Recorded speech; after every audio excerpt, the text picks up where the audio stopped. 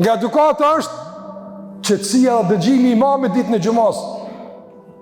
Nuk lejohet ditë xumaje duke imami që në hutbe me qenë angazhuar me çka do qoftë.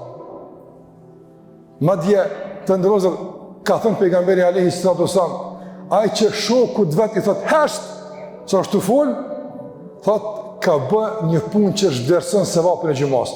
Ti që thosh hesht, e ai që fol çka ka upaj. Prandaj edhe që një jashtë, edhe që një mrena. Kur imami është në hutbe, e ndaluar është me qelë telefonin, e ndaluar është me përcjell telefon, me kthy mesazh, e ndaluar është. Obligim është me ndëgju imamin duke marrë hutbe. Është obligim. Nga rregullat e xumas është kjo.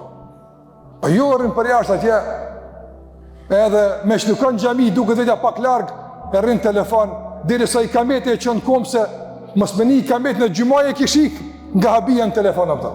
E uar me fal xhumon. Keni kujdes të vëllezër. Rregulla, këtu e fe, kjo është fe, disiplinë ka rregull. Prandaj qetësi, edukat, mirësjellje, pamje të mirë, sjellje të mirë, erë të mirë, fjalë të mirë në xhami.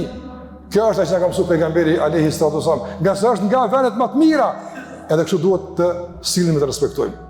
Allah na bëf nga ata që e dojnë xhamin, nga ata që e frekuentojnë xhamin, e rrinë xhami, e sillen xhami si duhet, e pastaj me edukatën e xhamis dalin, e sillen edhe në rrugë, në punë, në familje si duhet, nga edukata që e kanë marrë për shtëpisë Allahut, nga kjo shkollë e rëndësishme ku edukohemi për gjitha fushat e jetës.